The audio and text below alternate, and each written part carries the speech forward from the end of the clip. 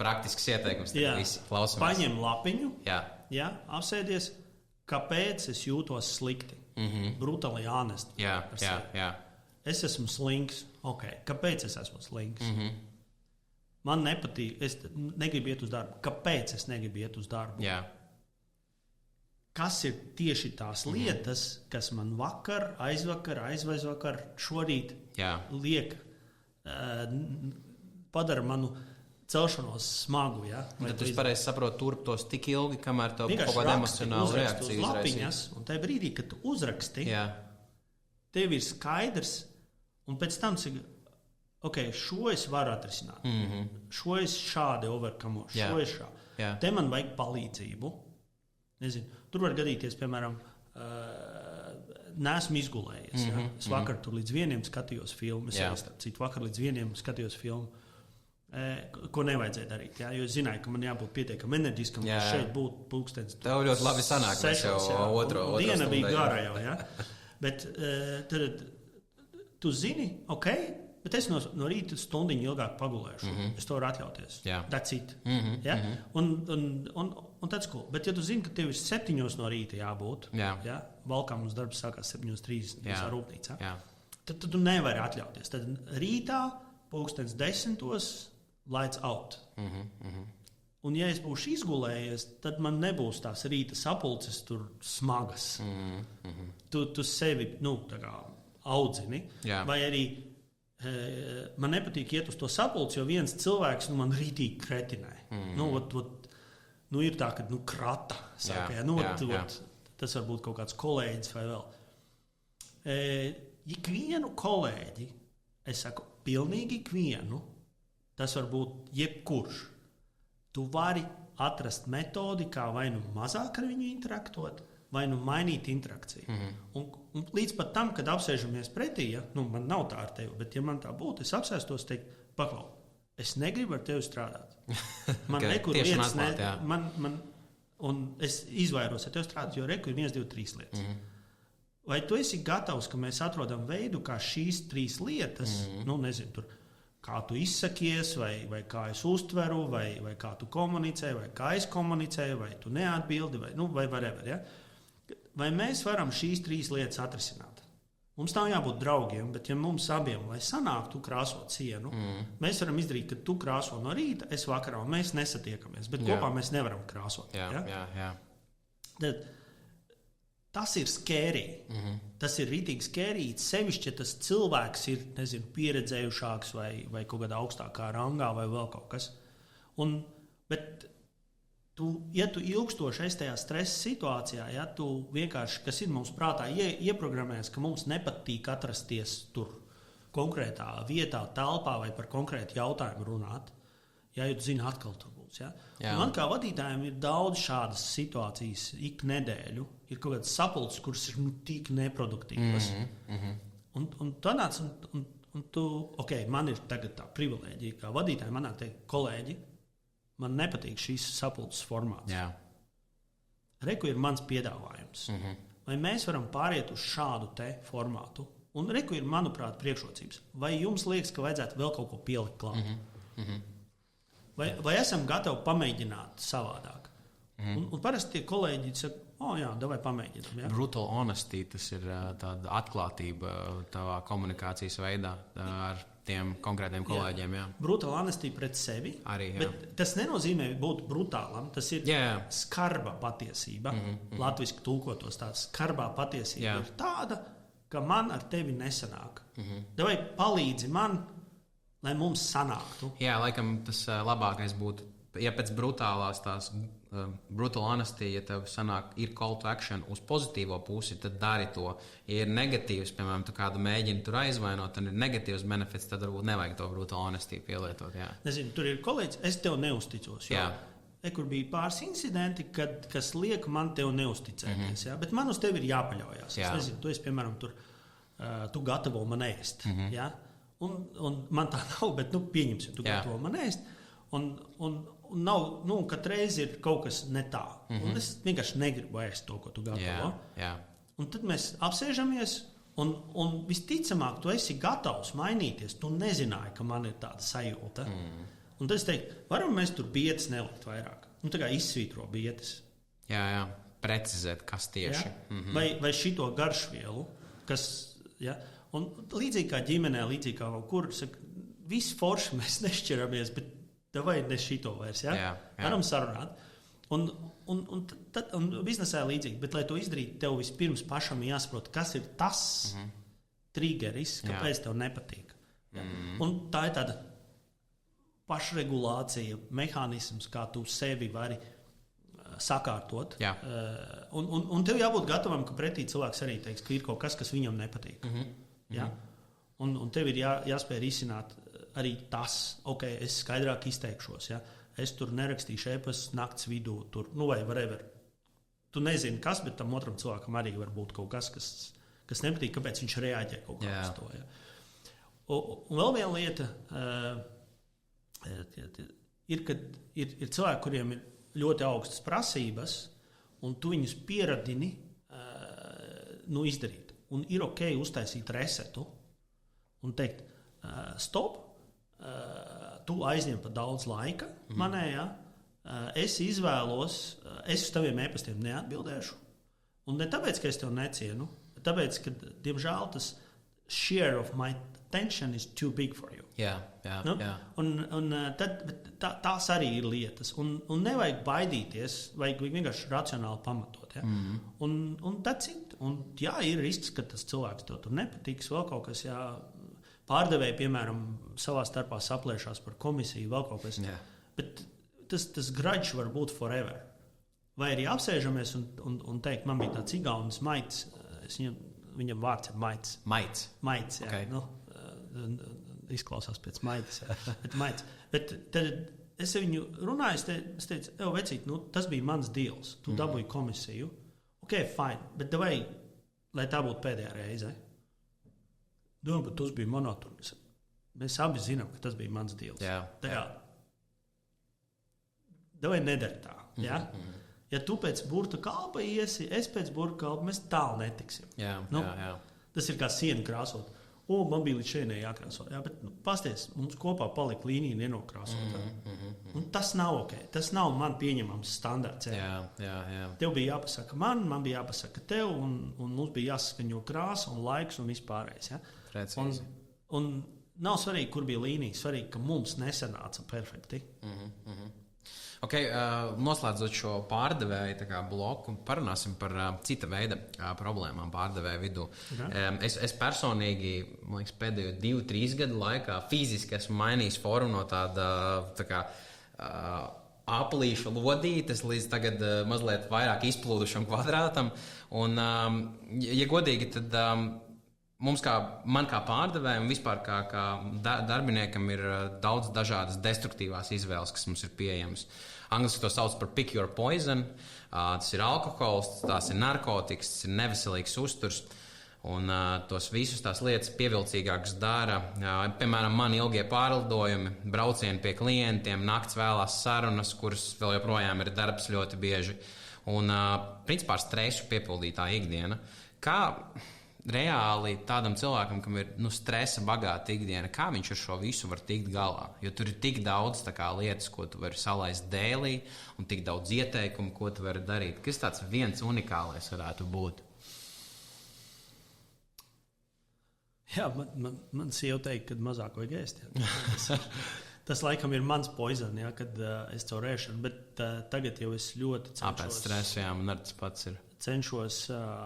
Es esmu identificējis, ka tas ir viens no veidiem, un man ir leduskapī valkā saldējums, kur es neēdu.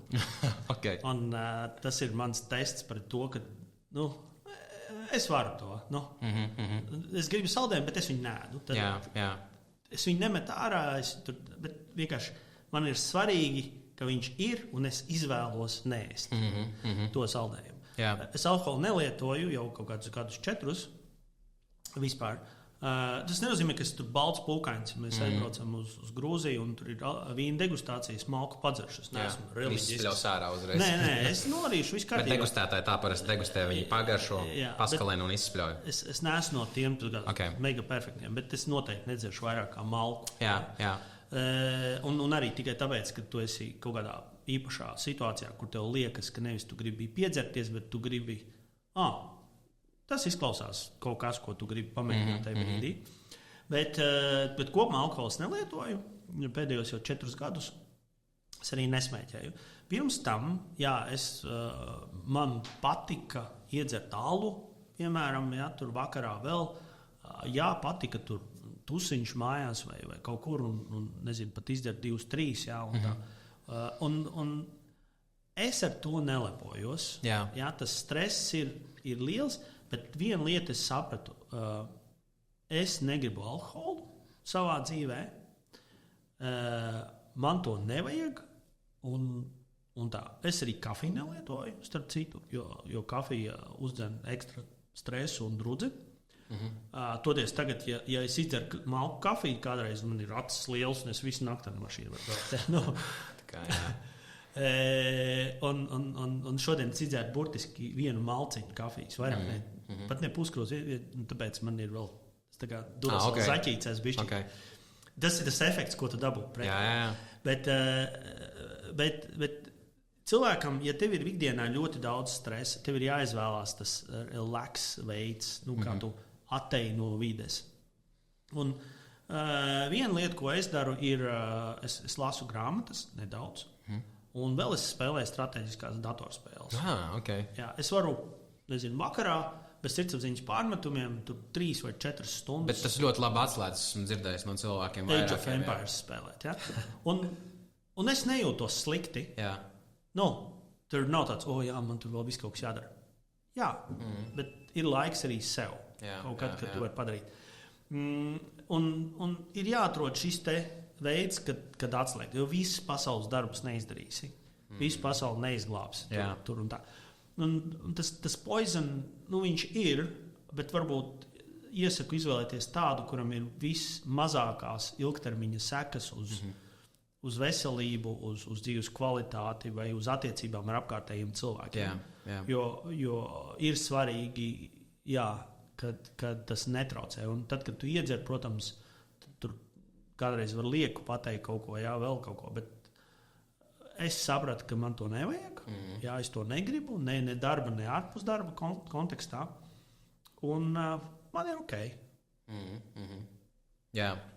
Bet citiem tas ir ok, viņi to dara, un I'm fine with that. Un pie manis var būt arī kaut kāds tusiņš, kur citi iedzer. Man ir cool. Tev arī tu esi atradinājis draugus no tās spiešanas. Gan jau ir kāds, kas jautā, vai iedzer vīgani, kur mēs te ielējam, vai viņas ir, bet es teikšu tā, ka draugu skaits samazinājās, kas man uzdeva jautājumu, vai viņi patiešām bija draugi. Pie manis tik daudz vairs nebrauc ciemos. Uz mājām. Tu alkoholu neservē. Man ir alkohols mājās. Servē. Tāpatās vienkārši pats var iedzert, bet viņi nebrauc, jo nav pudeles brālis. Kāpēc tā sajūta, kāpēc tev mēģina kāds novilkt līdz tam līmenim, jo tu primitīvāks vienkārši paliec zem alkohola? Viņi nav novilkt. Vienkārši mums ir sabiedrībā tā pieņemts, kad cilvēki iedzer. Kad satiekās un vēl. Un man joprojām tur saka, tu esi tur atkodējies vēl. Es saku, es nekad nebiju nokodējies. Tā bija burtiski mana izvēle svētdienas rītā. Es pamodos un sapratu, es to vairs negribu. That's it. Un vienkārši tā. Man sieva teica, nav jau pirmā reize. Bet tā bija sajūta, kad un es diezgan ilgi pat neteicu nevienam. Tā vienkārši pats nedarīju un viss. Un tā. That's it. Un tad vienā brīdī, protams, tur sākās kaut kāds dzimšanas dienas spiediens, tāds, nē, es alkoholu nelietoju. Sākumā domāju, ka veselības problēmas. Nē, es vienkārši izdomāju, ka es to negribu, un that's it. Un tad paiet kaut kāds pusgads, un tad tas spiediens mazinās. Bet tas pirmais pusgads ir tas sabiedrības. Sarežģīts diezgan arī, jo tad cilvēki daudz diezgan arī nozīmē, kas tev apkārt, ja tas sociums tavs. Bet tu pats nolemi. Bet tas nenozīmē, ka tu tagad visiem saki, ka tā ir jādara vai tā nav jādara. Tu apkārtējiem ļauj pašiem izvēlēties. Bet tev nav arī tur tagad, ja tu tur iedzers, es ar tevi vairs nerunāšu. Arī nē.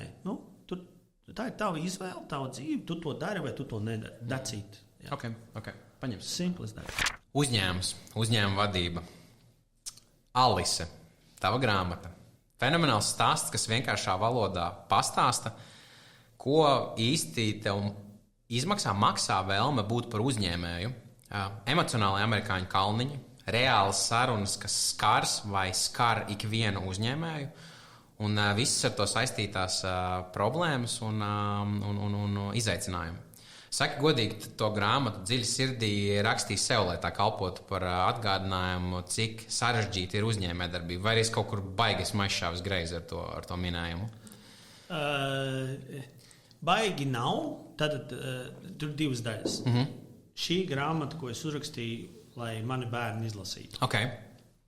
Tad kā, ja jūs kādreiz to darīsiet, tad te ir mans piezīmes, izlasiet tās, ietaupīsiet kaut kādu sāpīgu mācīšanās posmu vai samazināsiet šo mācīšanās posmu. Tas ir viens. Otrs, Alise ir otra grāmata. Pārbaudas laiks pārdevēja arī baidās bija pirmā. Tas ir veids, kā atbrīvot vietu galvā. Jā. Tad, es nezinu, tu ej sēņot, pieņemsim, vai makšķerēt. Labi, sēņot. Tu ej un tu zini, atrod sēnes šeit. Okay? Nākošais gads atcerēties tev nāk. Atrod vēl vienā. Un vienā brīdī tev pilna galva ar vietām, kur ir sēnes. Bet, ja tu uzzīmē karti un saliec krustiņus, tev atbrīvojas vietā galva.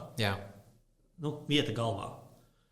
Un uzrakstīt grāmatu nozīmē offloadot. Necensties atcerēties. Jā. Un otrs, tas ļauj sakārtot un nostiprināt tās savas atziņas ļoti par to, ko tu esi iemācījies un ko tu esi piedzīvojis. Viņš tā kā vienkārši atbrīvo. That's it. It's done. Un Alīs uzņēmējas stāsts ir arī šī ir tā kā dienas grāmata pašam sev. Ļoti interesants koncepts tajā grāmatā bija tāda stāsta veidā to visu uzrakstīt un vēl no sievietes prizmas. Es ikvienam noteikti to grāmatu iesaku izlasīt. Mēs ieliksim arī apakšā zem video uz Amazon linku. Viņa nav pieejama tirāžā, ja es pareizi saprotu. Tad mākslinieckā puse ir Inese Mūrniece. Viņa izdarīja šo un tur cepuru nostur. Es izstāstīju tās lietas, kā un ko, un viņa paņēma to un uztaisīja par šo mākslas darbu, kas viņš ir. Tā kā, tur viennozīmīgi tas, kā izpildījums, tēli ir Ineses. Viņa ir rakstniece. Tad, kad mēs sākām, viņa bija topoša rakstniece. Un, starp citu, viena lieta, ko es viņai apsolīju, ka viņa oficiāli būs rakstniece, jo līdz ko mēs izdodam un kaut vienu grāmatu pārdodam, it's legit. Un fantastiski man sanāca. Viņai ļoti labi sanāk, Es lasīju reāli, man bija lidojums 4 stundas. Līdz lidojuma beigām es sāku kaut kādu stundu lidojumā lasīt, es vēl nepabeidzu. Viņu pabeigšu izlasīt, man beidzās lidojums vienkārši jāiet ārā. Tas mļāviens. Viņas talants ir šo visu it kā sarežģītos konceptus salikt viegli uztveramās, tādā turpinošā stāstā. Jā. Vadīt uzņēmumu ir sava veida brīvība un vienlaikus milzīga atbildība. Dažreiz pat sloks. Kā tu spēj veiksmīgi balansēt pa šiem virzieniem?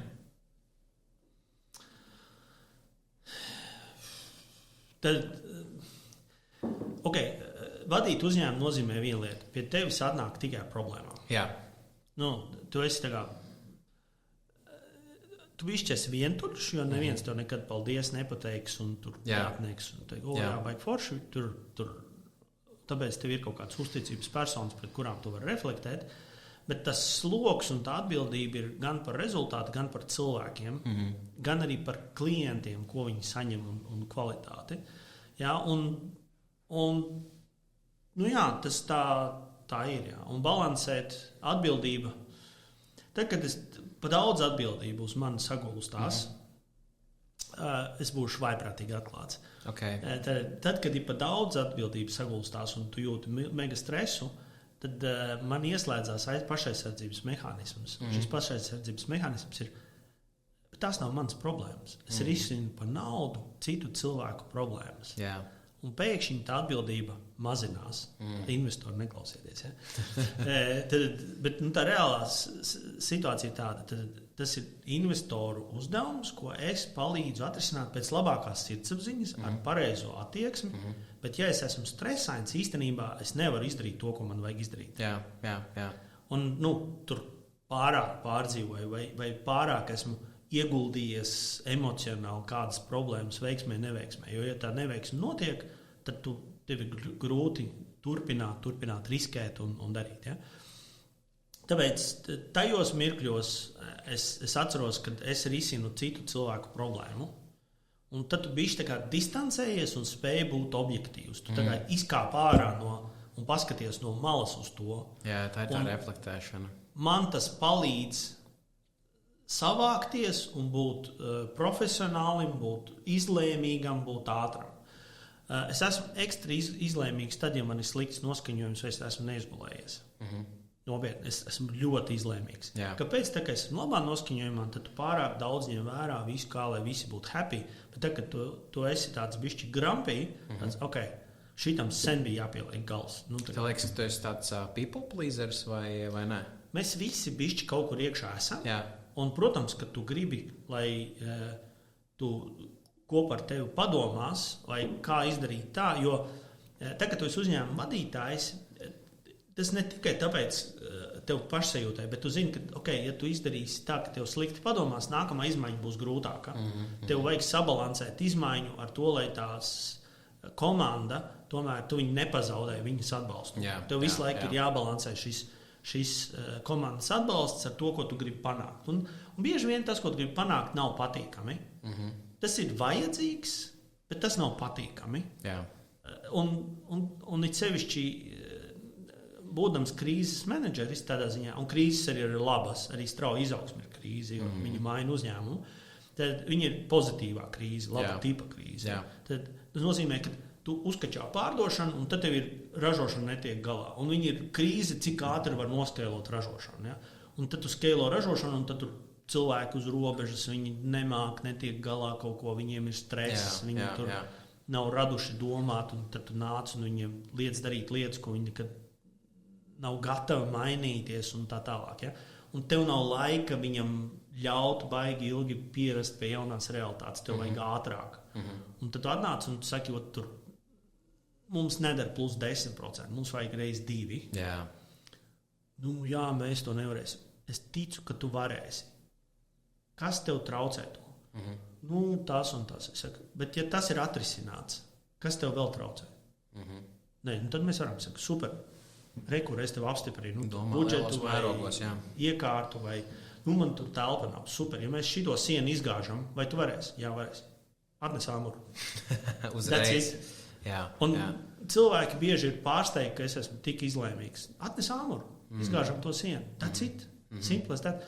Un tad viņi kļūst lojālāki, un tad daļa ir tāda, kas viņi zina, vajadzēs, es izgāzīšu to sienu naftu.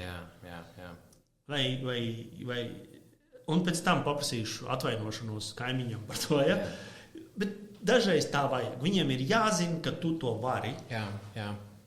Bet viņiem ir jāzina, ka mums būs vēl jāpastrādā, jums ķieģeļi šodien jāsavāc. Tās sienas līdz pusnaktī, lai rīt mēs varam izdarīt. Un viņi sadodās rokās. Mēs esam ar komandu birojā likuši laminātu sestdienā, braukuši, pirkuši cilvēki komandā. Tāpēc, kad tāds mums bija deals puišiem ar meitenēm birojā. Kad tur meitenes izdara, es neatceros, ko tur bija kāds sales rezultāts vēl, ja to izdara, tad mums vienkārši vajadzēja, visu laiku rītdien nav laika. Ok, jūs izdarīsiet, es personīgi aizbraukšu, nopirkšu laminātu un sestdienā ieklāšu. Un mēs to izdarījām. Ja? Jo komanda, un tas daudz lielāku cieņu komandā, bet tev ir jāspēj arī turēt savu daļu no tā komita. Otra lieta, kas ir nepatīkamā, ja tu draudi, tev ir jāspēj arī to izdarīt. Tad, ja tu saki, Tom, ja tu pirmdien nebūsi 9 darbā, es tev atņemšu pusgada bonusu. Un nopietni, un tu pirmdien esi 9:30, Tom, that's it. Mēs vienojāmies, tu pārkāpi. Tu piekriti, un tu piekriti, ka tas ir deals. Un tu neizdarīji. Ja? Un sorry, tu esi foršs čalis, it's gone. Varam šo lapiņu nolikt blakus un startēt no šī punkta, kad kā mēs uzbūvējam pa jaunu. Jā. Un tur arī testē šīs te, jo šī būt izlēmīgam un taisnīgam, jo ja tu šo te palaidīsi, tad visi pārējie zinās, tur ir ok. Jā. Un it sevišķi, ja publiski tu kā vadītājs tiec challengeots. Es minēju iepriekš, ka man māsa strādāja. Tas bija grūti, jo vienā reizē viņi man publiski challengeoja tur, un es biju ļoti skarbs pret viņu, un pēc tam privāti viņi atnāk, kur tā. Es saku, paglau, bet tu publiski man uzbrauc. Kas man atlika? Jā. Man reāli nav opciju. Es tev nevarēju publiski ļaut darīt tā. Jā, ja esmu vadītājs, man jāsaglabā sava tā nostāja. Es esmu vadītājs darbā, un tev ir tieši tādi paši pienākumi kā citiem, un I don't care. Un tāpēc... Un ir bijušas arī man situācijas, kur jābūt ļoti, ļoti skarbam. Man pat bija iesaukt vadītājs asiņainām rokām, jo man bija ļoti daudz darbinieku jāatlaiž. Okay. Jo tur bija tīrīšana uzņēmuma. Man iedeva uzņēmumu, kur bija viss zādzības notika vēl, un man bija ļoti daudz jāiztīra. Un man pateica 2 dienas pirms tam, kad es būšu uzņēmuma vadītājs, es piekritu, un man bija ļoti strauji. Un visu vadību ar eskortu izved ārā. Tad es kļuvu par vadītāju bez handovera. Okay. Un man bija jāiztīra uzņēmums. Un tur bija gadiem, un tur bija really rough. Jā. Un tu negribi, tev tai tronī jāizsēžās, jānoslauk asins no zobena un jāvicinās tālāk. Okay. That's part of the job. Jā. Tāpēc tevi noalgoja. Viņi zināja, ka tu tiks galā. Tu aiziet mājā, izdzer tēju, un sievai saka, es nelepojos ar šodien, bet man tas bija jāizdara. Un arī tādās dienās tev jābūt vadītājam. Jā. Katram supervaronim ir viņa sākotnējais stāsts. Es gribu, lai tu padalies ar momentu, kad tu personīgi saprati, ka uzņēmējdarbība, uzņēmuma vadīšana ir daļiņa no tevis. Tas bija vairāk tāds tā kā aha moments, ka rāda par filmās iedegās tā spuldzīte, vai tomēr likumsakarīgs iznākums pēc daudz pieļautām kļūdām, kur tu saprati, man ir liela stresa noturība, tas es atbilstu tam kritērijam, es varu to izdarīt. Pirmā reize, kad es kļuvu par vadītāju, es konkrēti nofēloju. Es tā kā ļoti nofēloju. Tas bija kur? Tas bija First Data. Okay. Man bija komanda iedot, viņi bija pieredzējusi komanda, es biju jauns čalis, man bija kaut kādi 25, 26 gadi, un es konkrēti nofēloju. Tad gan zināšanu ziņā, gan arī kā es vadīju to komandu, vai cik ļoti es viņu nevadīju, gan arī to, ka tā bija jauna industrija, un es kaut kādus 5 vai 6 mēnešus tur nostrādāju. Un tā komanda bija pietiekami atvērta. Es pēc tam redzēju, ka viņi man deva iespējas kļūt par līderi. Es izvēlējos nedarīt to, neielaist viņus sev sirdī un tā saka, turēt to distanci. Okay. Varbūt es biju pārāk iedomīgs. Bija kaut kāds apstākļu sakritība, kāpēc es biju slikts vadītājs. Jā. Un es diezgan ilgu laiku baidījos būt par vadītāju pēc tam. Bet es ļoti vēroju, kā citi mani vadītāji mani strādā. Un tas bija īstenībā labākais, kas varēja notikt, jo es mācījos. Un tad, kad nākošais es jau kļuvu par vadītāju, es biju daudz pieticīgāks, es biju daudz vairāk ar lāpstu bedrē blakus. Jā. Es prasīju no viņiem to pašu, ko es varu izdarīt.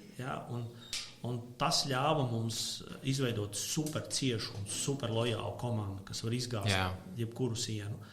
Un, ja mēs sakam, kad es kļuvu par vadītāju, tad tajā brīdī, kad man atlaida pēc pirmās vadīšanas reizes, tas bija tas moments, kad es sapratu, ja es to gribu darīt, man ir vēl fokusēti jāmācās to darīt, un tad es atkal varēšu kļūt. Ir vajadzīgs tas fails, tā līnija, kad tu saproti, es sāku šeit, un tad tas ceļš sākās. Jā. Un tad tu nepamani pat, kad tu piekrīti vadīt lielu uzņēmumu starptautisku, un tu esi absolūti konfidents, ka tu to vari izdarīt. Bet tas ceļš, viņš ir tāds pakāpenisks. Jā. Uzņēmējdarbības maratonā ik viens vadītājs atduras pret saviem personīgiem griestiem. Kāds bija tavas spilgtākās limitācijas? Un kā tu tām tiki cauri, jo tur ir tā robeža, mēs ejam pāri visam, un tad ir jāizsit cauri. Uzņēmumiem arī ir tie izaugsmes, viņi uzlec, un tad viņi te stagnē, piemēram, tur no 0 līdz miljonam, tad no miljona līdz 10 miljoniem, no 10 līdz 50, bet ir arī personīgi tādi paši straguli. Es domāju, ka viņi joprojām man ir. tagad arī strādājot ar mentoriem, tev ir jādomā globāli. Tas uzņēmums ir tik liels un tās ambīcijas ir tik lielas, kad ir jādomā globāli. Un, ja tu visu mūžu esi dzīvojis Latvijā, pat ja tu esi strādājis starptautiskos uzņēmumos, tev nav mindsets. Un tad tu klausies un tu runājies, un tu saki, es mēģinu šeit iznākt, man tur kaut kas līdz galam nesanāk vēl. Cilvēks saka, jā, bet teku var tu vēl šitā. Tāds, Jā, un tad tu pieķeri sevi nākamais solis. Vai nu tu mēģini pārliecināt, nē, mēs ar šito izdarīsim, vai tu spēj tāds aiziet mājā? Jā, īstenībā, this is the new me. Tā ir tā jaunā realitāte. Es šo darīšu. I'm totally for it. Ja? Pat tad, kad tev vakar likās, nē, tas not possible. Un tās var būt, iešana jaunā tirgu, es nezinu, tur kaut kas crazy. Pirmo reizi es ar to saskāros Skoro, kad es aizbraucu ar ģimeni uz Ņujorku un aizgāju uz Skoro biroju Ņujorkā un es ieraudzīju cilvēkus. Un es sapratu, es biju viens no pirmajiem darbiniekiem, un mums tagad ir freaking birojas Ņujorkā arī.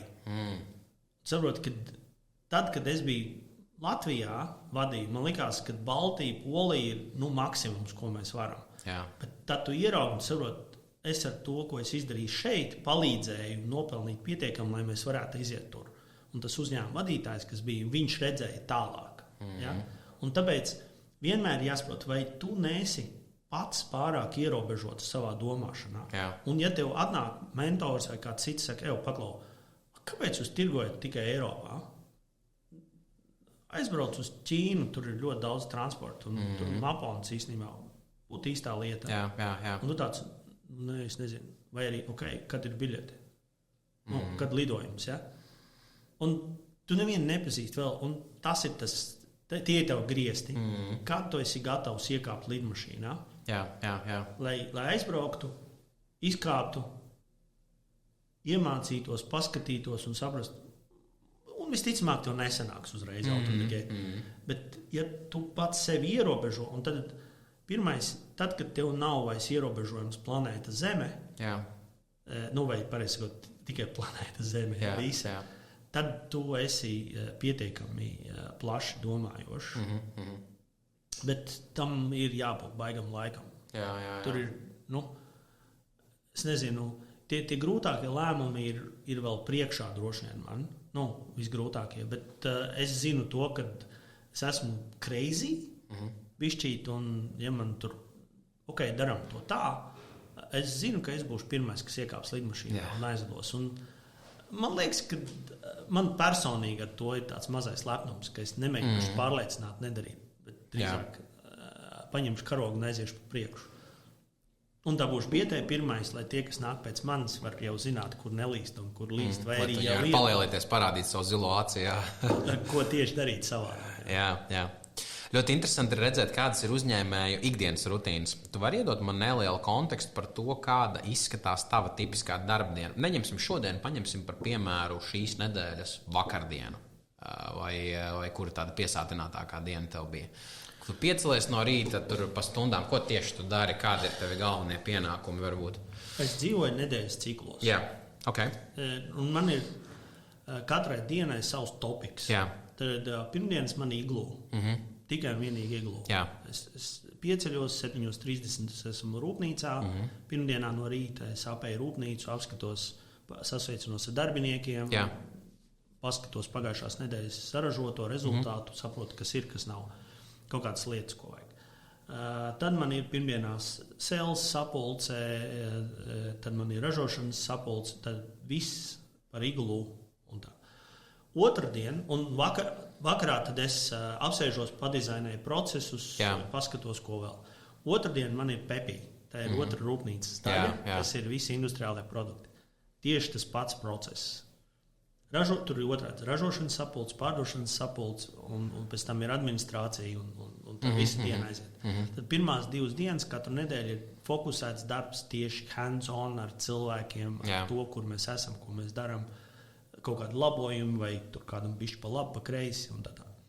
Trešdiena ir diena, kur es apzināti turu brīvu, jo tā es ļauju aizpildīties ar piegādātājiem, laikus ar kaut kādām svarīgām tikšanām ārējām. Jo tad pēc pirmdienas, otrdienas man ir skaidrs, ko vajag, un tad ir trešdienas, piemēram, man brauc viesi uz rūpnīcu, tur vai kaut kādu video zvani man ir ar kaut kādiem darba intervijas, kuras intervēja cilvēku darbā. Un pēcpusdienu man ir papīri, tad man ir austiņas, administratīvie darbi, un es vienkārši fokusētu vai dizainēju procesu, vai visu to, kas ir domājamais gabals. Ceturtdien man ir padomi ar investoriem, man ir sazvanas no rīta, un arī šorīt man bija, ceturtdien, tad es biju klātienē, mēs tikāmies, runājam, kā iet, kur mēs esam, kāds ir problēmas, tur. Tad, attiecīgi, pirmdien, otrdien man ir updates, trešdien esmu domājis, ceturtdien mēs varam jau kaut kāds lēmums pieņemt, balstoties uz svaigāko info, kur mēs esam, kādas ir problēmas. Ceturtdienas pēcpusdiena ir dažāda. Tad man vai nu ar mentoru ir sazvans, jo tad ir kaut kādas, teiksim, lietas, kuras ir lēmumi, tad es nezinu, kā izdarīt, un tad ir refleksija pret kādu cilvēku, kas man palīdz. Un ceturtdienas vakarā ir ļoti daudz atkal, teiksim, lietas, ko es daru ar lēmumu pieņemšanu. Teiksim, feedback, iedošanu vai kaut kādas tādas lietas. Trešdienas rītos mums arī ir lielo projektu sapulces. Tad, teiksim, mēs tādas lielās lietas lemjam tur. Nopirkt, nenopirkt ēku, kaut ko aiznest uz vienu pusi, uz otru pusi. Tāds strateģiskās lietas. Un piekdienās es esmu parasti Rīgā, bet tad ir tās klātienes tikšanās, kad es braucu vai komandējumā vai Rīgā. Ja es esmu Valkā, tad es turpinu to pašu, ko ceturtdienu, tad apgaidu po rūpnīcu, lēmumi kaut kādi iesaistīties projektos, palīdzēt cilvēkiem saplānot. Bet, ja ir komandējumi, tad tie ir trešdien, ceturtdien, piekdiena. Un sestdienas, svētdienas, tad tev ģimenes dienas parasti sanāk? Jā, es piekdienu pēcpusdienā jau esmu mājās. Ok, ātrāk, jā. Un tad es mājās un veltu laiku ģimenei. Tā. Citreiz arī sestdienu pastrādāju, vai svētdienu, ja tev pirmdienā jābūt kaut kam gatavam. Bet jā, ļoti fokusēti ir šīs tematiskās dienas. Un tie cilvēki, ar kuriem es ikdienā cieši strādāju, es viņiem to nekautrējos arī teikt. Tad vai pirmdien par iglu, tad otrdien par pepī. Kāpēc? Jo tad es ielādēju to informāciju un es esmu tur klāt. Un fokusēti tikai ar to un neko citu. Vakaros man ir vēl arī ļoti daudz par efektivitāti. Tad man ir speciālists, kas uz Valku brauc otrdien, trešdien, ceturtdien. Viņš tur ir. Tad otrdienas un trešdienas vakaros mēs līdz 9 pat sēžam un zīmējam dažādus procesus, kā efektivizēt, ko vēl uzlabot. Un tas ir tāds mentālais tāds vingrinājums. Un tad es dizainēju lietas rūpnīcā kopā ar cilvēkiem un ģenerēju idejas, kuras mēs tad trešdienā vai ceturtdienā reflektējam ar komandu, kur ir šī tāda ideja. Un tā kā ir ok, nav ok. Un tas ļauj nākt ar crazy. Tas ir tās sienas izgāšanas idejas.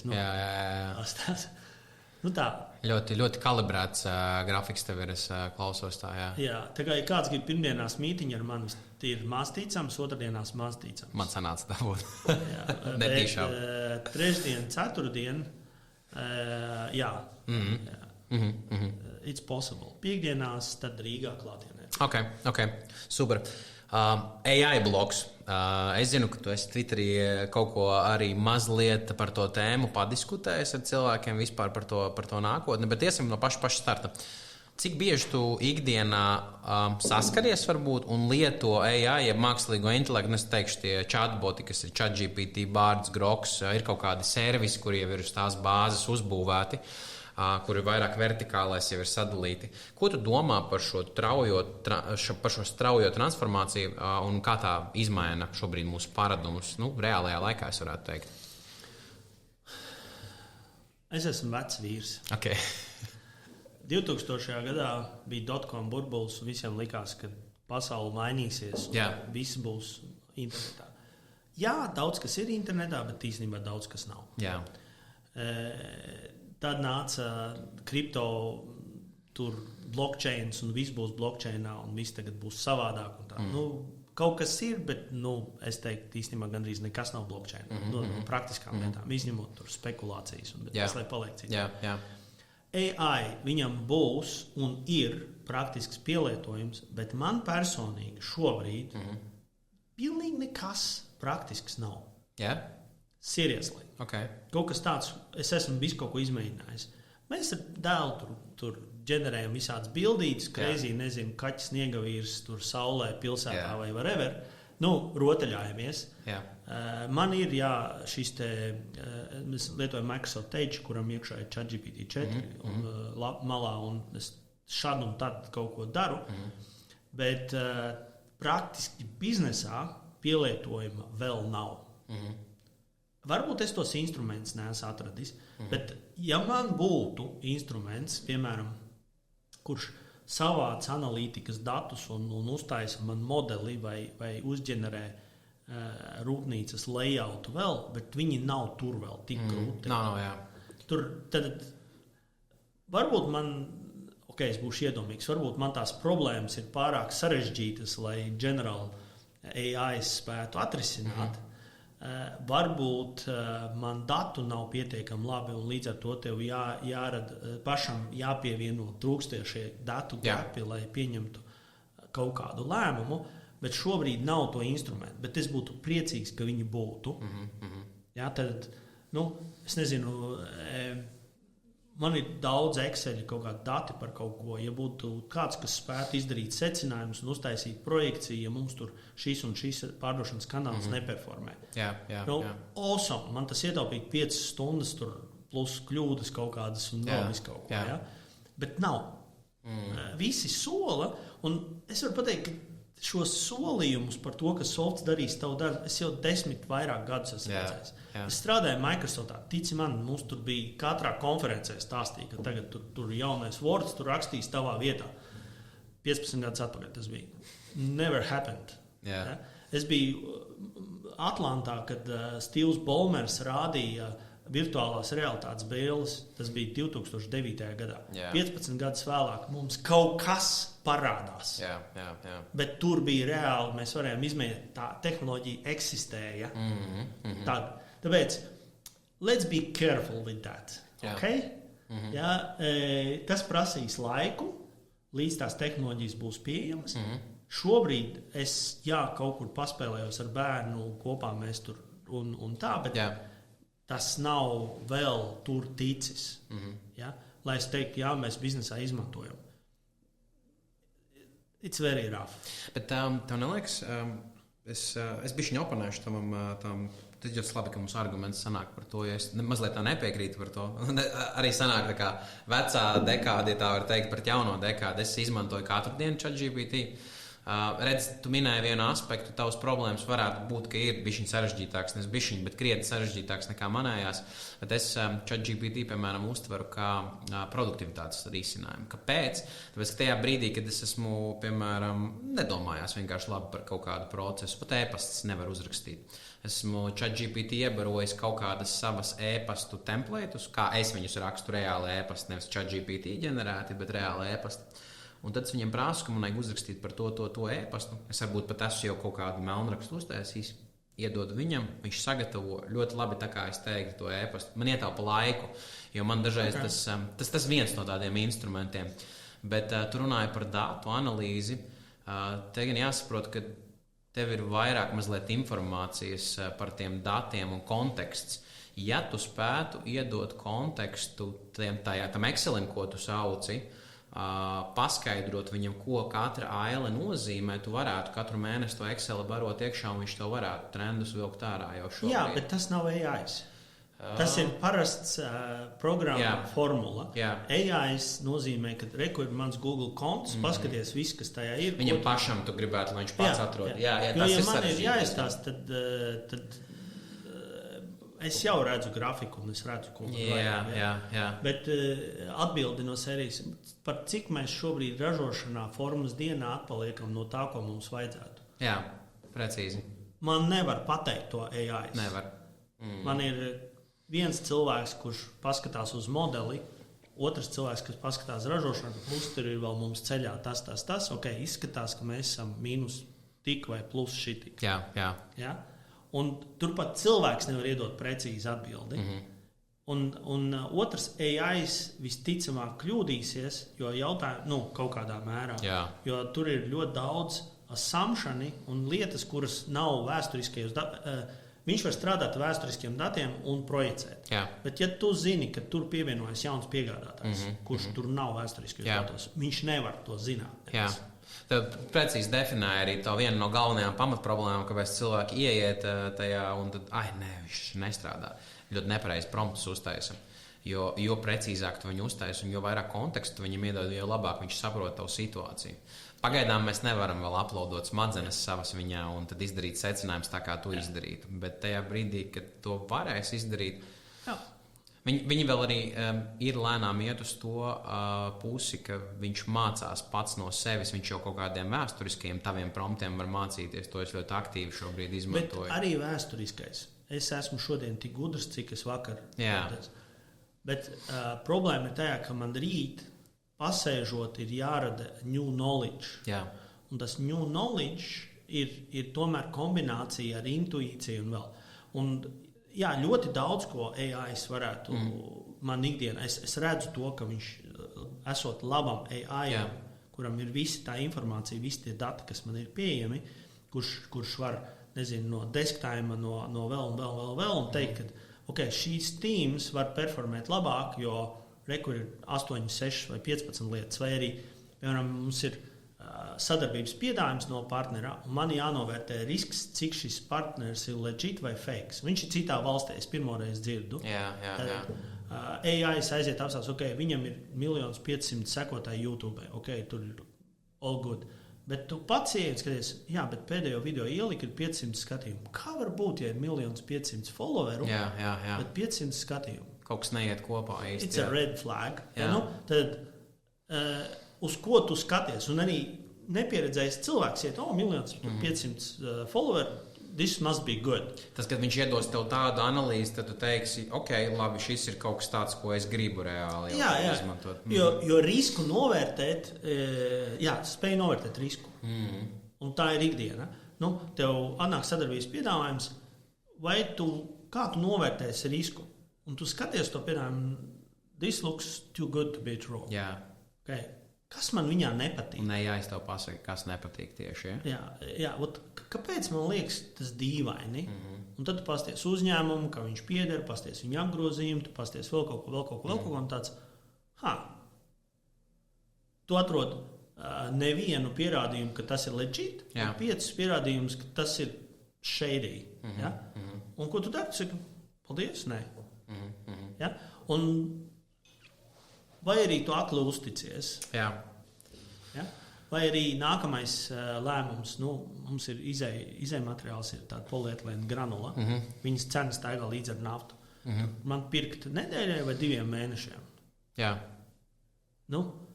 Sagādnieks to izdarīs, bet viņš nevar pieņemt šo risku, jo tas risks mums maksā 300-400 tūkstošus eiro. Tad tur dienas beigās es esmu atbildīgs par to. Un nopirks dārgāk, nopirki dārgāk. Un es varu teikt, nopirkt lētāk, pēc tam teikt, baigās varonis, es redzēju nākotnē. Es neredzēju. Man bija kaut kāds muguras smadzenes, bet ja tajā brīdī, kad AI varēs pateikt priekšā, tad visi viņi izmantos, un tad visi nepirks un pirks tajā pašā laikā. Līdz ar to tas tirgus pazaudēs savu jēgu. Bet es tieši par to arī domāju, ko darīs, kas notiks tad, ja visi neizmantos loģiski, bet būs tādi, kas izraujās ļoti ātri. Es domāju, ka visi tāpatās neizmantos vienlaicīgi. Pietiek, ka daļa izmanto. Tad kas tad notiks? Bija tā multene par supervaroņiem.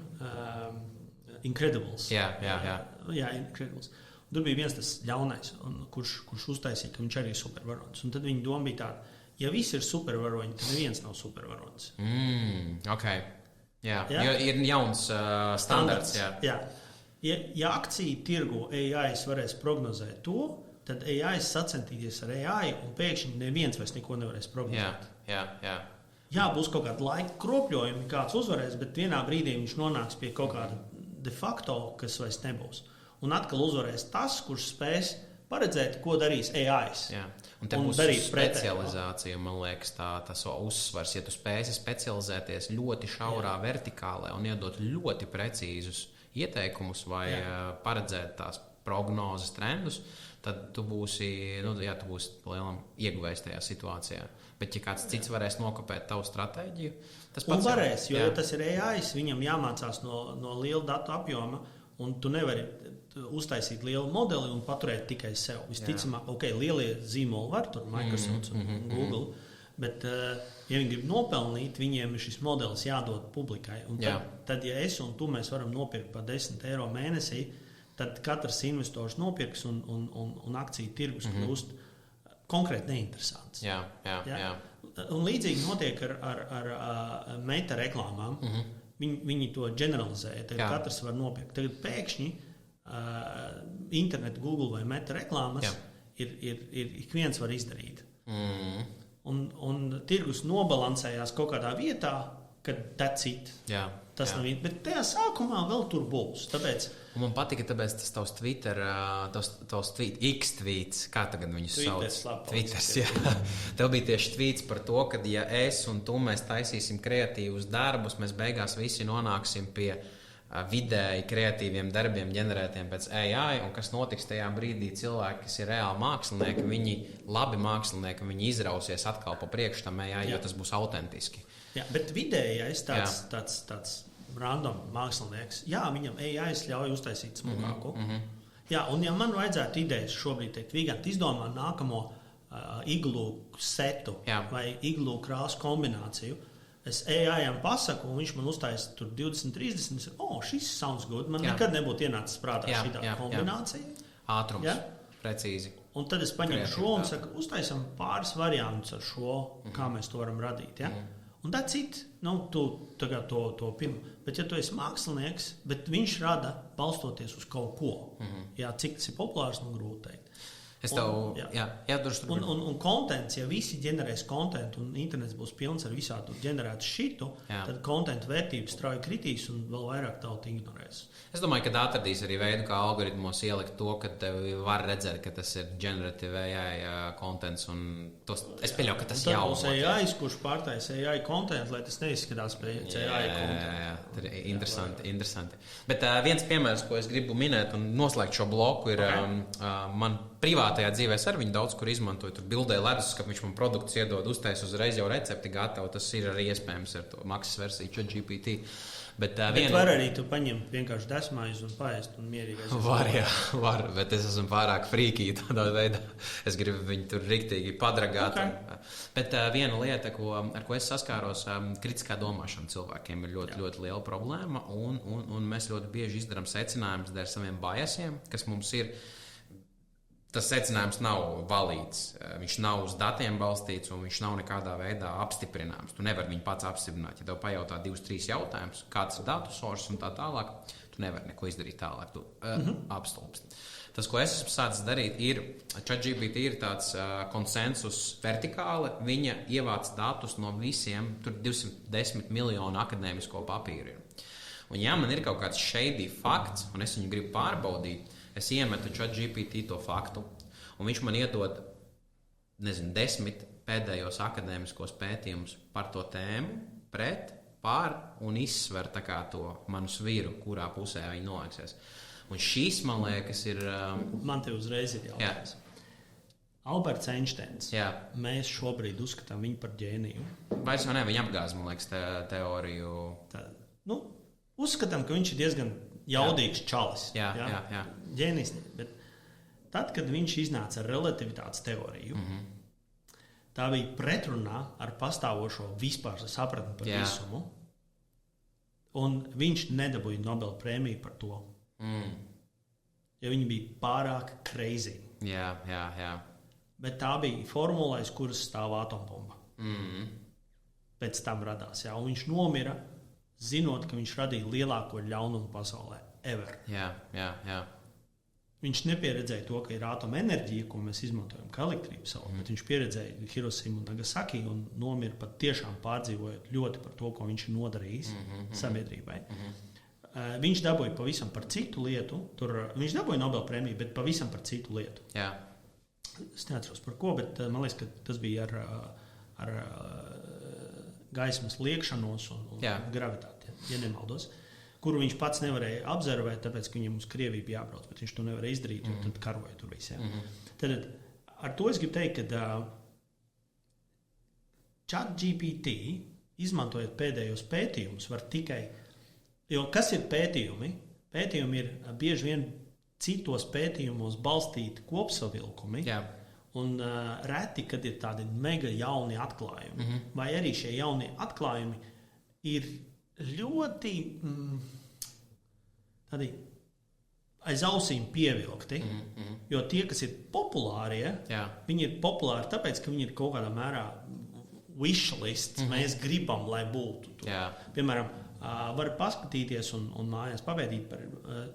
Mums šobrīd ir milzīgs deficīts vienai tehnoloģijai baterijas. Ja mēs radītu baterijas, kas ir mazas un daudz enerģijas un vēl ko, papēt pētījumus, tur ir daudz visādi breakthrough, bet neviens īsti nerunā, kurš no tiem ir valīts saražot tā masveidā un kāpēc viņi nenotiek. Tāpēc, ka viņš ir garšīgs temats. Tādā. Vai sociālo tīklu kaitīgumus uz cilvēku ikdienu.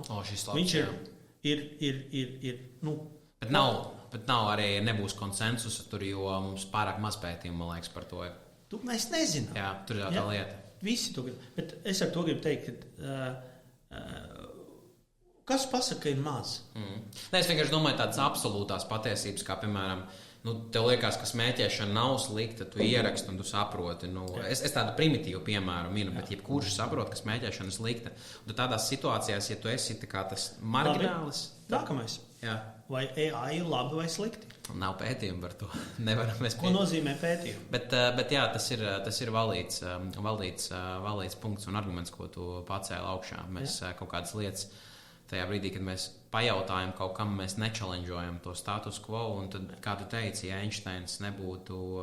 Ja tu gribi šo, tad ir fantastiski zinātniskā literatūra, ir vesels grāmatu sērija, ir Ender's Game saucās filma, bet tur ir grāmatu sērija Ender's Quintet. Un tur ļoti daudz par to runā, ka īstenībā bija mākslīgais intelekts, kurš slēpās tāpēc, ka cilvēki nav gatavi akceptēt, ka ir kaut kāds spēks, kas zina vairāk par viņu, un kad ir cits pasaules un nolasīts lietas.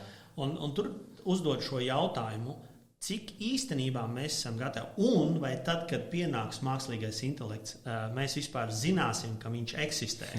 Labs jautājums. Līdzīgi kā Matrixā, mēs jau nezinām, ka esam tajā Matrixā. Jo tad mēs nojūksimies, jo mēs sevi uzskatām par sabiedrībā vispār visumā ultra mega krūtākām būtnēm, un paši mēs radīsim nākamo. Un vai mēs pieļausim to, un vai vispār tas pats mehānisms, lai izdzīvotu, pieļaus to, ka mēs to uzzinām. Un, tie ir tādi ļoti fundamentāli dziļi jautājumi. Par viņiem ir jādomā, es tev piekrītu. Līdzīgi kā par kosmosu un visu, vai citplanētieši ir krūtāki. Ja viņi ir krūtāki, viņi sen to zina, un uz mums kā uz skudrām skatās, mums nav nejāsums. Ja viņi ir dumjāki, tā ir slikta ziņa, jo mēs būsim ļoti vientuļi visu. Precīzi. Tā kā varbūtība, ka viņi ir precīzi tikpat intelektuāli kā mēs, ir tik superniecīgi, cik ir iespējams. Ar to arī pabeigsim, ja mēs loopholā ieiesim, ja mēs par Matrixu sākām runāt. Tagad bišķiņ savādāk konceptu jautājumiem pārslēgsimies. Tev būs jāizvēlas viens vai otrs. Paskaidrojot, protams, bišķiņ. Pirmais, ja mēs domājam par biznesa ekspansiju, tu izvēlētos koncentrēties uz vienu tirgu, to atverot pamatīgi un iet koncentrēti, tur tā kā mēs iepriekš runājam, vai arī izvērsties vairākos tirgos vienlaicīgi un tā kā sadalīt to savu fokusu? Mazāk produktu, vairāk tirgi. Mazāk produktu, vairāk tirgi. Ko visiem. Something to everybody ir mans moto. Demokrātiskais vai autoritīvais vadības stils? Un es paskaidrošu, piemērus iedošu. Viens būs pirmais Richards Bransons, otrs Steve's Jobs, ja salīdzinātu viņus. Bransons, demokrātiskais. Jo dienas beigās cilvēki rada, nevis vadītājs. Un tev ir jābūt dažreiz skarbam, izlēmīgam. Ja? Bet cilvēki tie, kas rada. Un, ja tev ir autoritīvs, to esi ierobežojums. To esi šaurākā vieta. Jā, ok.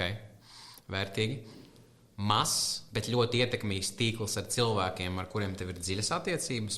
Vai tīkls ar simtiem dažādu cilvēku kontaktu, es pat teiktu, dažādās sfērās, bet ar seklākām attiecībām krietni, jo tu nevari viņus apkīpot. Ļoti īsi. Mazs tīkls ar ļoti tuviem kontaktiem. Nav svarīgi ietekmīgs vai nē, bet šaurāks loks ar tuviem cilvēkiem ir daudz vērtīgāks. Jā. Tagad, būdams vecāks, es to vairāk novērtēju, jaunākam man likās, ka... Jo vairāk, jā? Nē, es varu teikt, ka piepildīta dzīve ir tad, ja tev ir daži, bet labi draugi. Jā. Un uz to viņiem var paļauties. Jā. Ok. Un šis būs ārpus biznesa konteksta, bet ar biznesa kontekstu viena no interesantākajām tēmām, par kuru tu ārpus darba runā, ir elektrifikācija un elektroauto. Publiskā vai privātā transporta elektrifikācija? Ja tev būtu jāizvēlās viens, ar kuru sākt, tu elektrificētu tieši publisko transportu, lai maksimizētu tūlītēju efektu, jo viņš vislielāko benefitu uzreiz varētu iedot. Vai tomēr lobētu tos personīgo paradumu mainīšanu uz personīgiem spēkatiem, kas ir ar elektrību, darbojās, lai mēģinātu to paradigmu tomēr mainīt ilgtermiņā? Tad lielākais labums būs no elektrificēta personīgā transporta, kurš transformēsies par publisko transportu. Okay. Tad es uzskatu, ka automašīnas būs gudrākas, un tur, lai arī Elonas Masks man nepārāk, kā čalis, bet ideja, ka ir autonoma automašīna vai personīgās mobilitātes transports, personīgā mobilitāte, man liekas, ir mēs kā cilvēci gribam to.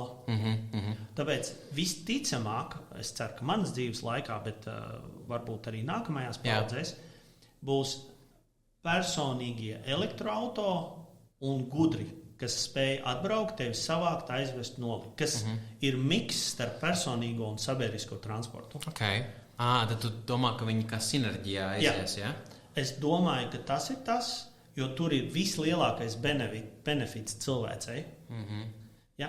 Un tas nenozīmē, ka viņi nevar svormot kaut kādā lielā publiskā transportā vai aizvest tev vēl, bet lielākā maiņa transportā un mobilitātei būs tad, kad šie transports kļūst tik gudrs. Nezinu, tev bērni ir vai nav vēl, bet iedomājies, ka es varu pateikt, aizbrauc man meitai pakaļ, atved mājās. Tad viņi aizbrauc pie skolas, savāc, atved mājā, izlaiž, un viss man nevajag vairāk transportu. Vai arī, ja man vajag uz darbu, un viņš man atbrauc transports, aizved, un viss, man nav vajadzīgs personīgais transports. Tad cilvēks negrib atteikties no ērtības, kad viņš var nokļūt tad, kad grib tur, kur grib. Jautājums ir, cik mēs spēsim, un tā tehnoloģija, kas spēs to izdarīt, arī dominēs pasaulē. Okay. Sabiedriskais transports nozīmē sabiedrības masveida mainīšanos, bet tas ir vēsturiski pierādījies ļoti, ļoti grūti. Tāpēc pirmais solis, manuprāt, ir personīgā transporta elektrifikācija un padarīšana par viedu transportu. Un tāpēc, manuprāt, tā shared mobility, kas ir koplietošanas auto un viņu elektrifikācija būtu jau solis tajā virzienā. Nākamais būtu gudrs. Un tā vīzija Uberam ir viņi pie tā strādā, un man liekas, ir pareiza.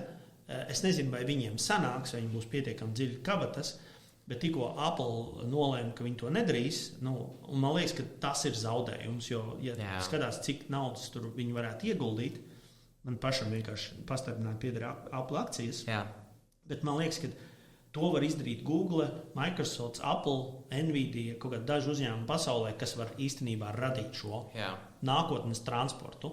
Un tad mums nevajadzēs mega infrastruktūras objektus, kas ved tikai no punkta A starp lielu punktu A, lielu punktu B, ka būs mobilitātes risinājumi. Un tā, manuprāt, ir nākotne. Bet cik tālu tas ir, man grūti pateikt nākotnē, kad tas īstenosies. Tas būs, jo tur būs pa vidi hibrīdi risinājums, kad uz ceļa būs gan robotiem, gan cilvēkam, šoferim jāsadzīvo.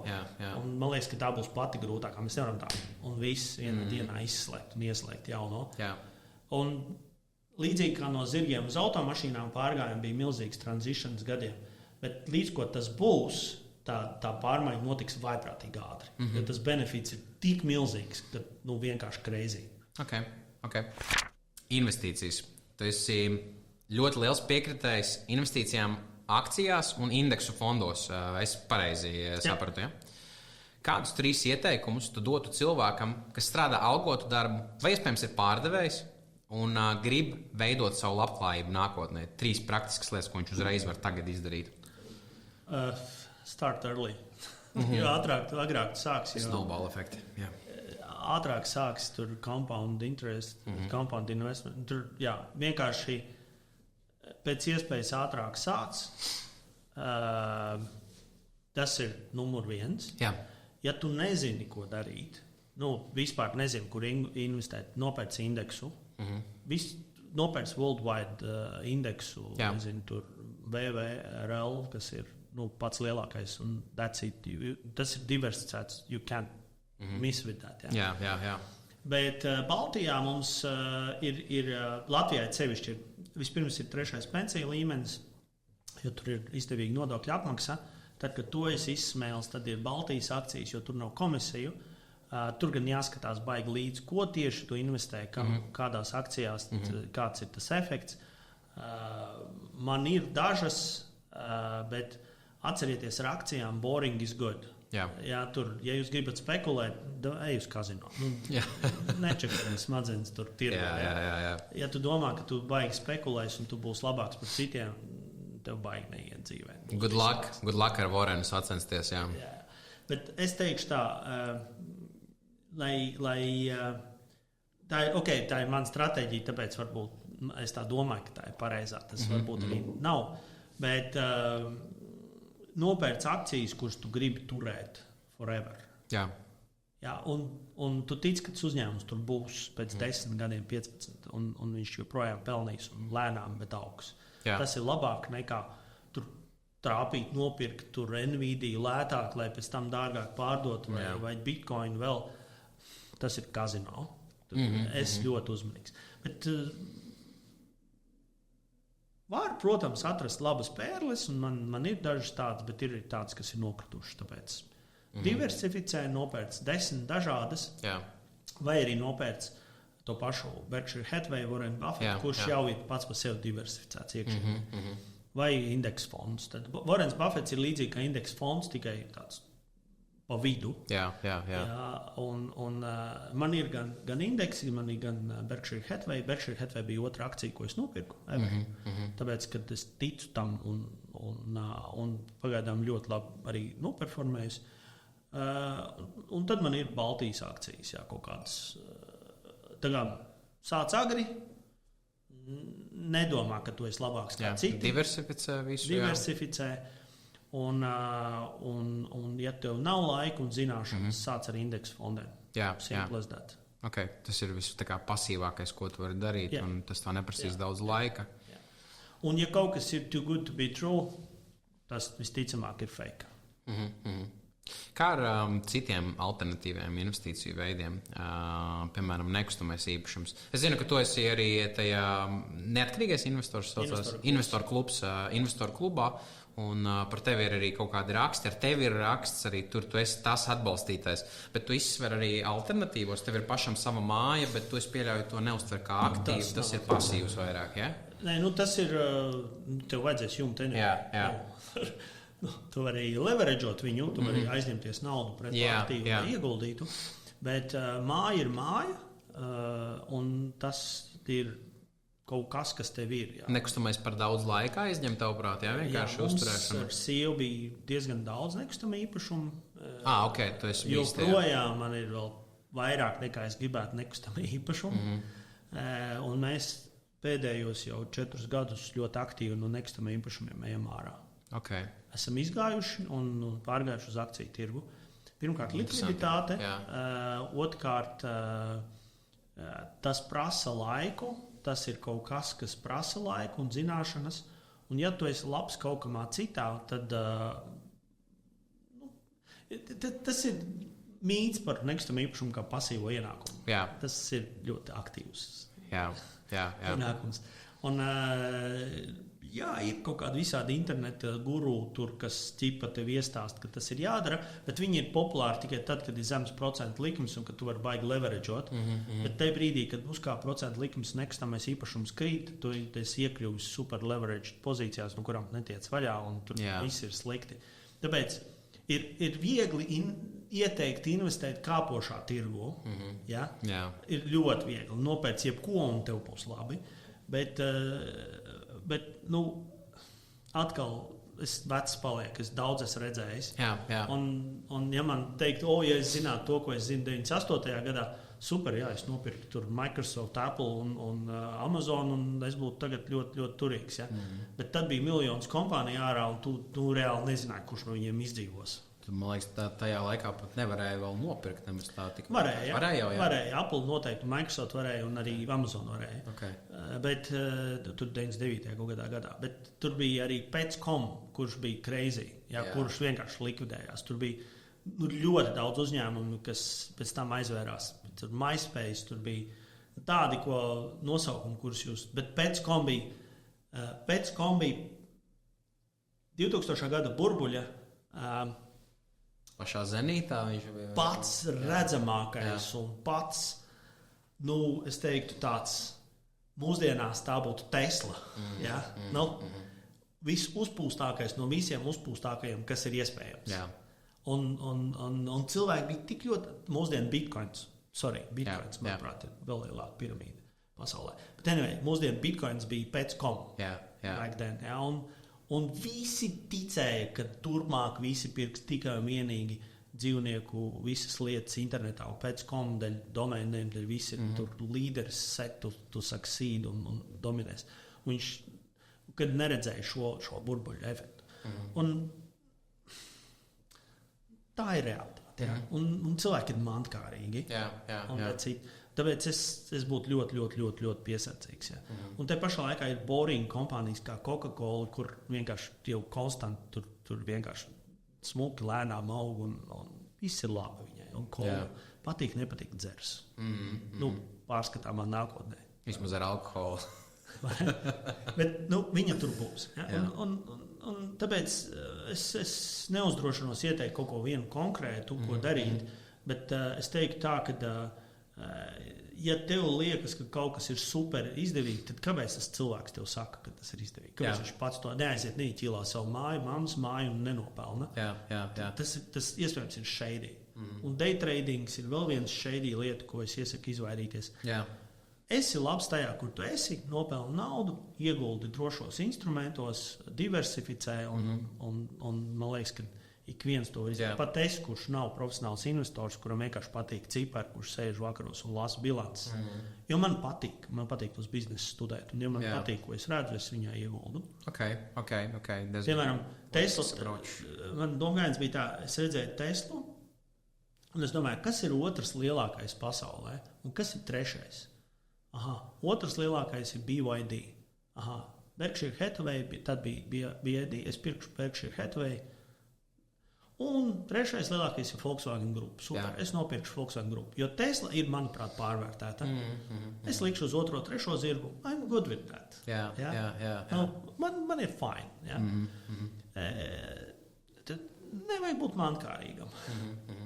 Tas ir tāds slow burn. Tu tā kā ilgtermiņā vari dabūt to savu labklājību. Bet tad es tev iedošu vienu piemēru. To es arī biju dzirdējis no dažādiem uzņēmējiem, kuri teica, ka baigi viss forši ar tām akcijām un tā tālāk, bet es negribu 70 gados to nav. Es gribu, man ir 30, tu būs 40, es gribu tagad nopirkt to Porsche, piemēram. Vai es gribu, tas, protams, ir tās savējās ambīcijas. Jā, es tev pateikšu. Miljardieriem ir viena kopīga īpašība. Viņi netērē. Ja tu gribi Porsche, tev ir nepareizs domāšanas veids. Vēlreiz, tērē mazāk kā nopelni. Ja tu ieguldi un tev ir tik liela peļņa no visām tavām investīcijām dividendu formā, ka tu vari mierīgi nopirkt Porsche un nepārtērēt.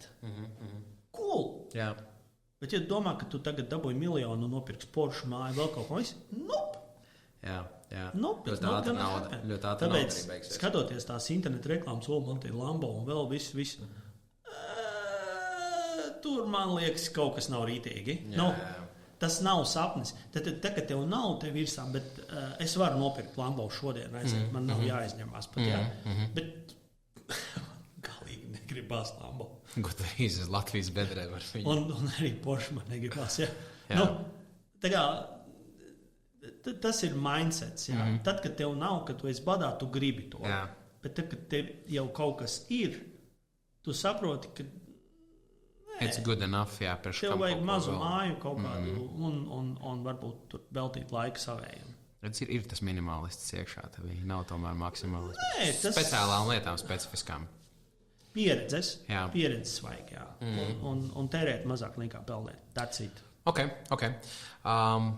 Kurš cilvēks tavā dzīvē ir bijusi nozīmīga personība tieši tavā izaugsmē, tāds kā mentors?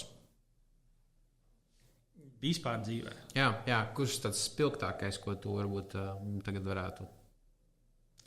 Bērnībā man bija matemātikas skolotāja, kura pušoja un deva iespējas un parādīja, ka ir lietas, ko es varu izdarīt labāk nekā daudzi cilvēki apkārt. Jā. Un ļoti ilgus gadus, pat līdz vidusskolas beigām, viņi bija tas mans iedvesmas avots. Turpināt pušot. Jā. Pēc tam karjerā nebija viens konkrēts mentors, bet bija vadītāji, kuri man ļāva kļūdīties un iet uz priekšu. Un tur vadītāja loma ir tajā, ka viņi redzēja, ka es varu un nesautīgi man teiksim, deva to trūkstošos elementus, ko es varētu izdarīt. Un tāds igauns ir Urmas Rūs, kuram es esmu milzīgi pateicīgs, jo viņš redzēja kaut kādas lietas, viņš aizsūtīja man uz, piemēram, mācībām vienām viņš teica, tu esi talantīgs čels, tev jābrauc šīm mācībām. Es saku, tas ir šeidīgi. Tu vienkārši brauc, kur es tev apmaksāju, tu brauc. Atbrauc tāds, paldies. Jā. Man vajadzēja salikt bišķi pa plauktiņiem, ko es gribu, ko es negribu. Tas bija P-Pine, Igauns cits. Viņš Tony Robbins pa lielam kopēja. Bet tā bija tā lieta. Un es redzu, ka tas bija viens no tādiem random act of kindness, kas palīdzēja man ieraudzīt bišķi plašāk pasauli un ieraudzīt, ko es gribu un ko es negribu. Jā. Ok. Interesanti. Vispār par to mentoringu, tā ir arī tev diezgan tuva tēma, un tev pašam ir mentori. Kā ir ar tiem mentoriem, jo daudz cilvēki nesaprot, kāpēc mentors ir vajadzīgs. Mums ir neapzinātie mentori, es viņus saucu tā, kurus tev piespēlē dzīve. Tā kā tu teici, matemātikas skolotāja, tavs vadītājs, un tad ir mentori, par kuriem mēs maksājam naudu. Tev arī noteikti tādi mentori, tev ir vienkārši jābūt viņiem. Man tādu mentoru nav, tādu, par kuriem es maksāju. Jā. Bet man ir ļoti paveicies, ka padomē man ir Baiba Rubesa. Ļoti paveicies, jā, jo nebija tā, ka es viņu izvēlējos, bet man ļoti paveicās, ka viņi ir padomē un es varu ļoti daudz no viņas mācīties. Bet tad ir cilvēki ļoti specifiskām zināšanām, kuri nav life vai kaut kādi general mentori, bet kuriem ir ļoti specifiskas zināšanas. Piemēram, Jānis Bošs. Un Dārzs Siksnāns par e-komercijas zināšanām. Tad ir kaut kāds salīdzinoši šaura specializācija, kuras var ņemt, mācīties, un ir kaut kādas lietas, ko es neņemu vienkārši. Man liekas, ka es varu labāk un savādāk. Un tā. Bet ir lietas, ko rītīgi tu redzi, tie cilvēki zina, ko viņi dara. Viņi to ātrumu iedod? Kas ir tas kāpēc? Viņi iedod man pašam nebija tik liela e-komercijas zināšanas, cik man šobrīd vajadzētu. Un, viņi iedod man to gaismas ātrumu, ātri lekt pāri gadiem, un tik tālāk daudz tajā, kur man vajag šobrīd biznesā. Tas pats ir ar finansēm. Man, piemēram, bija sadarbība ar tādu Māru Zariņu gadiem, kurus ļoti daudz iemācījos par finanšu vadību. Tur tikai tāpēc, ka viņam ir tāda personība, tāda mācoša un saprotoša, un tad no viņa ļoti daudz varēja iemācīties to kā redzēt finanses. Viņš ir bijušais banķieris un biznesā, un tur viņi strādājot, tur redzi. Es ieraudzīju naudu uzņēmumā pilnīgi savādāk. tur pilnīgi savādāk. Un tas, es nesaku, ka es esmu tur tagad finanšu guru vai ko, nē, bet es iemācījos bišķīt savādāk uztvert naudu. Jā. Tā kā atsevišķi elementi, ko es mācos no dažādiem cilvēkiem, un man nav bijis viens tāds mentors, kur forever, tad šis cilvēks visu laiku, visu mūžu ir gājis man cauri. Bet, protams, kad mana sieva Anita ir tā, kas viņai varbūt nav tik daudz profesionālo zināšanu, kādu man ir, bet viņai ir tāds cilvēcīgās zināšanas, kad viņi otro vai trešo reizi dzird kaut ko par cilvēku, viņas ir, bet kāpēc tu to nerisini? Tad, jā, īstenībā, viņa tas tā kā drošinātājs, ja? Jā. Kas, es nenozīmē, ka es žēlojos, bet ja mēs izrunājamies, viņai nāk lietas un liekas, neesot klāt, viņa ātrāk ierauga kaut kādas nianses, kuras es pats neieraudzītu. Kas ir mentors? Jā, sievietes ir viennozīmīgi viens no svarīgākajiem elementiem, un tas antropoloģiskais, laikam, skaidrojums. Nē, ja mēs evolucionāri paskatāmies, kāpēc sievietēm ir tā maņa, viņas sociumā un ir pavadījuši krietni vairāk laika nekā vīrieši, jo vīrieši tur, teiksim, kādreiz medija daudz un tā tālāk, tikmēr sievietes savā starpā daudz komunicē, runāja. Un viņiem tās sociālās spējas, tā ir teorija, es nezinu, vai tā ir patiesība, bet ir tāds pieņēmums, ka viņiem tās sociālās spējas, piemēram, 10, 20, 30 tūkstoši gadu vairāk pieredze ir akumulēta. Un tāpēc viņas kaut kādās situācijās var redzēt to, ko mēs neredzam īsti. Un tas ir, man liekas, lielisks papildinājums. Paldies sievietēm. Noteikti, jā. Jā. Ar kādu vienu cilvēku, vienalga no kurienes, ārzemes, ASV, Vācija, pilnīgi vienalga, Eiropa. Tu gribētu pavakariņot kopā un parunāties par dzīvi, biznesu, pašizaugsmi.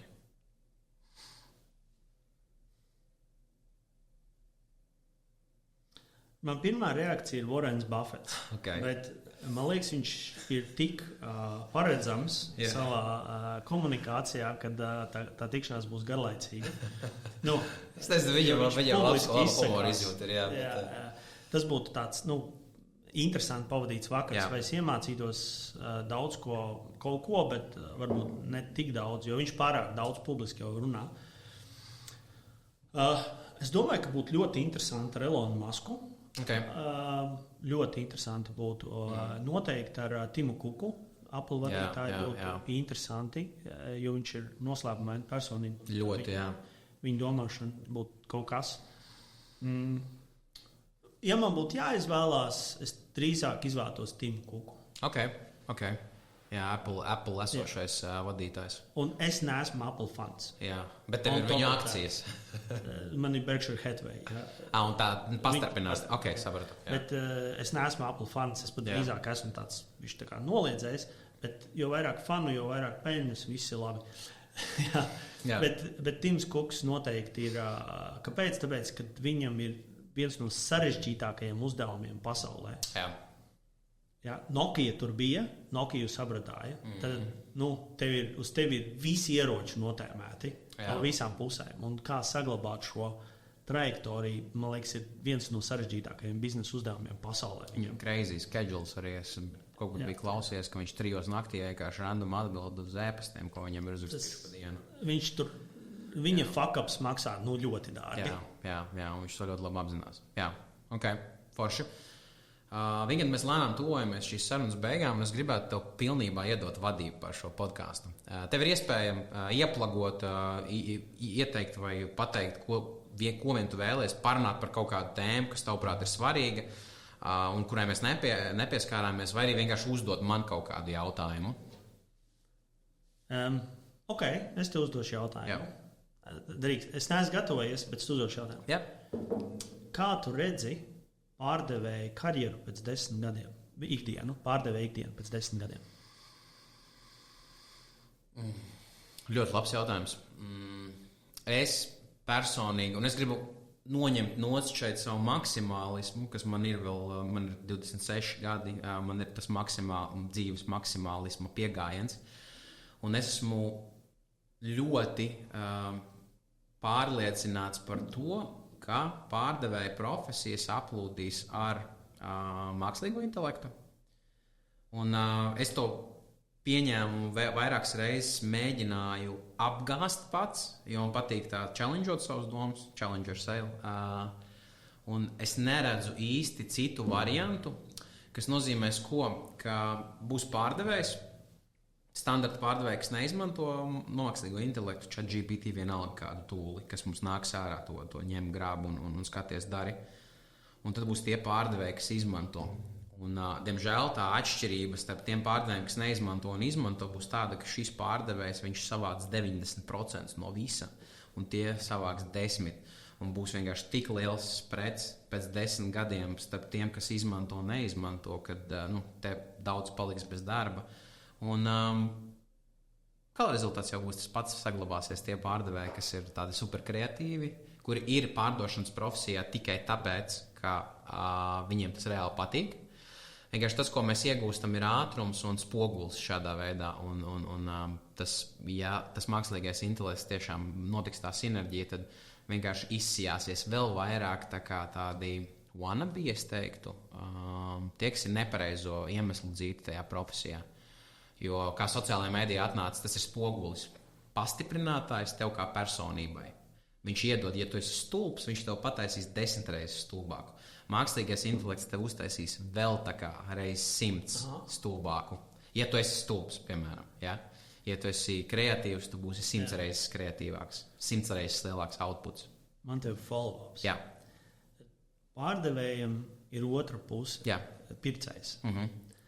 Ja pircējs būs mākslīgais intelekts, lēmums pieņems mākslīgais intelekts par pirkšanu, tad vai tad atkal tieši otrādi cilvēcīgais faktors nebūs vērtīgāks, jo visi, kas strādās ar mākslīgo intelektu pret mākslīgo, viņi būs paredzami. Jā.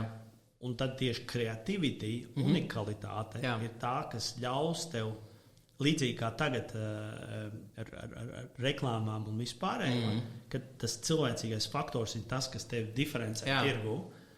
Vai īstenībā tieši otrādi cilvēka radošums un spēja būt savādākam nekā mākslīgā intelekta radītie līdzīgās pieejas. Nebūs, jo atkal no tā būs, jo lēmums arī sāks pieņemt mākslīgais intelekts. Tad tev filtrēs pēc tiem pašiem filtriem. Es domāju, ka te nav tādas vienas atbildes, un būs tā, ka mums ir svīra, un viņa tā svārstīsies uz vienu pusi, uz otru, kā tas parasti notiek dzīvē. Ļoti interesants jautājums. Paldies, Taurdo. Paldies. Vigant, paldies, ka padalījies ar savu stāstu. Mēs ar tevi arī pirms tam satikāmies, un jau iepriekš parunājām, mums bija vairākas sarunas. Es jau tad paņēmu dažādas domu graudus pēc katras sarunas. Šī saruna vienkārši nebija izņēmums. Arī šeit ir ļoti, ļoti daudz ko iegūt. Es ceru, ka arī tie cilvēki, kas mūs klausījās, ieguva kaut kādus vērtīgus domu graudus. Es tiešām ceru, ka bija gara ļoti epizode, bet... Es zinu, ko? Ja tu līdz šeit nekāds noklausījās, tu esi super varonis jau. Uzrakst, tad mēs mēģināsim jūs kaut kādā veidā pateikties par to. Ja šito tu dzirdi, tad... Tu esi pelnījis aplausus par pacietību.